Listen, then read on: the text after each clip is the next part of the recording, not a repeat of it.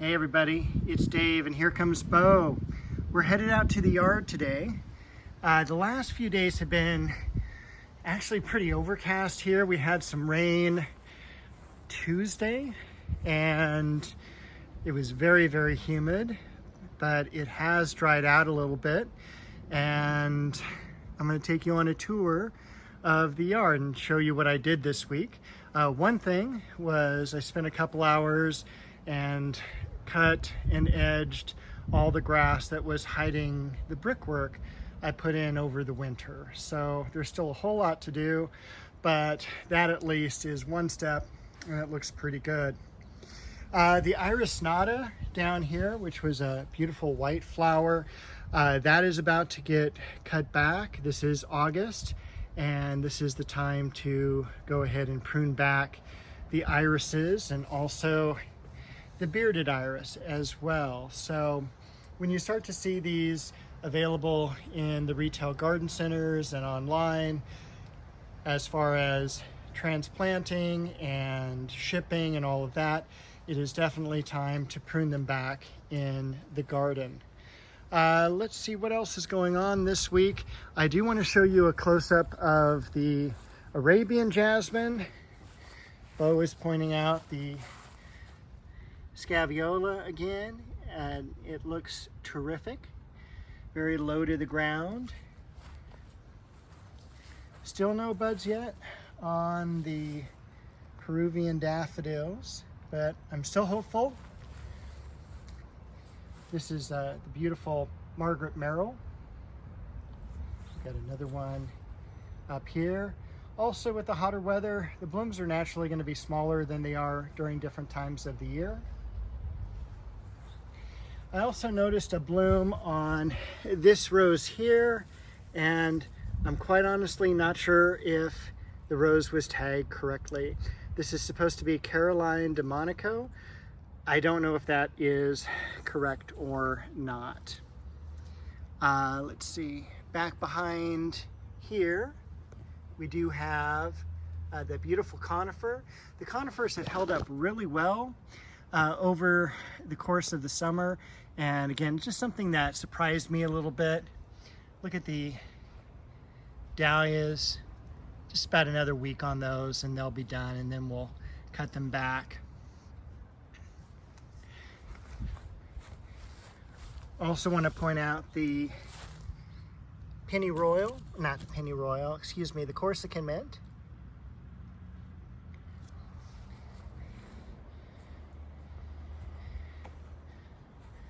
The crabapple tree. Again, something that I tried. I thought may be too hot here in the summer, but it's holding up terrifically well. And now that we're in at least the first part of August, and looks like the temperatures for the next 10 days are going to be pretty good.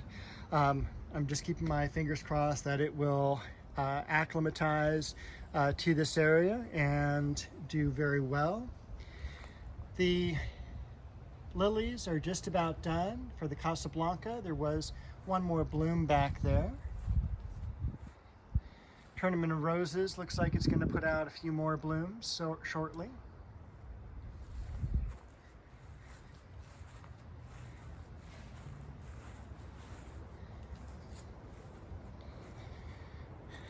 The Leonotis, if you have room for this, it is a great addition. This is about the third spot in the garden it's been in over the past 20 years or so. It does get very large. I'm 6 foot tall and this is right about 5.5 feet. And it is also about 4 to 5 feet wide. Got a beautiful bloom here on Queen Elizabeth hiding back here. It's the barberry or berberis. As I mentioned, what happens to roses later in the season, they will get smaller and until the cooler weather, and also the colors are a little bit different. This is Lynn Anderson.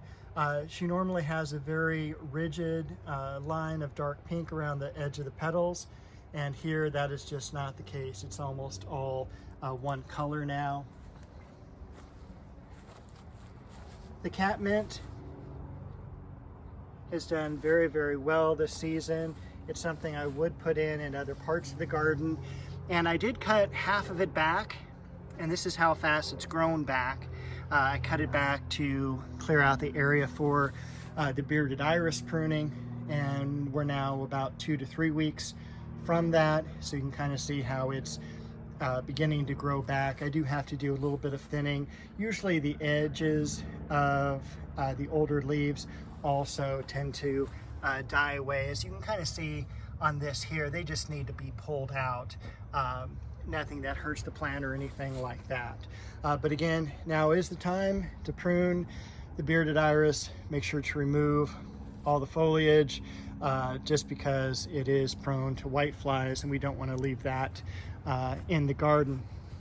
One of the really cool things blooming is the sandback jasmine, sometimes called Arabian jasmine,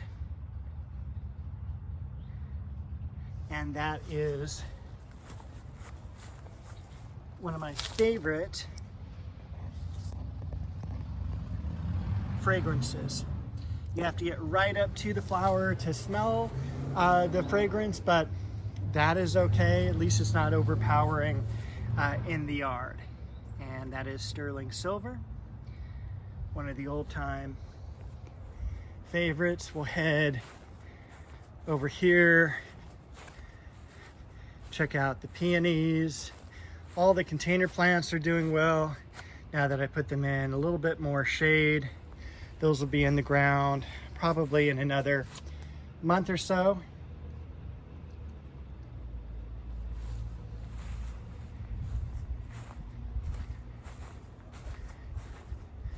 One thing also I noticed over here on the Cheonanthus tree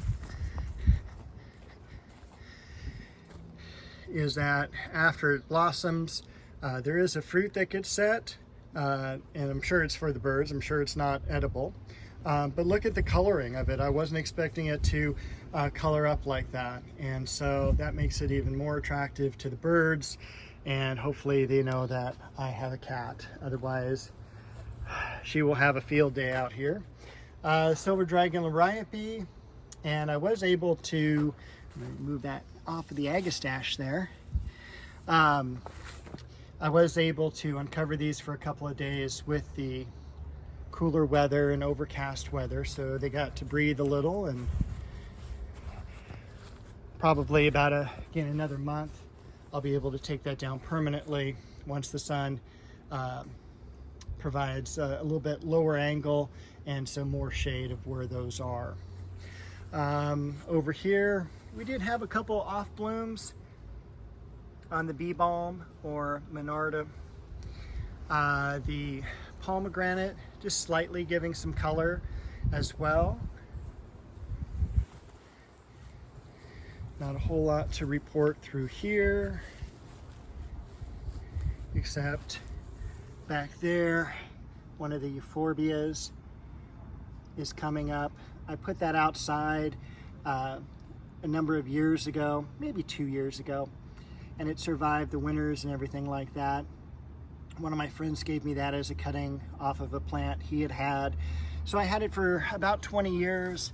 It grew really tall, about 4 foot tall as a single stem, and I cut it up and I transplanted it, and so about 25 years after the fact, it's basically, you know, this was just one of the cuttings from the plant that was left.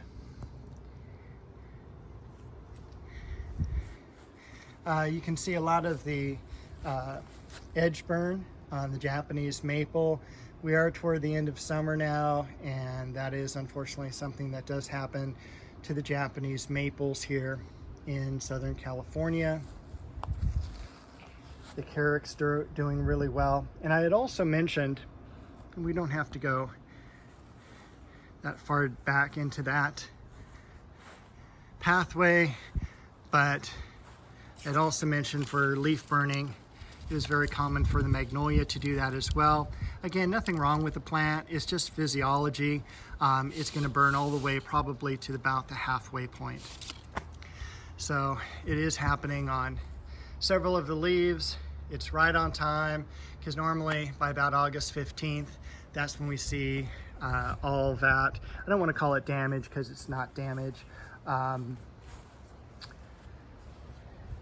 then I'm going to head out to the front yard. I did some pruning on an overgrown ficus tree. I'm going to cut in some video I took earlier in the week, and then I will show you the finished work. All right, so here is the area of the house I'm going to work on.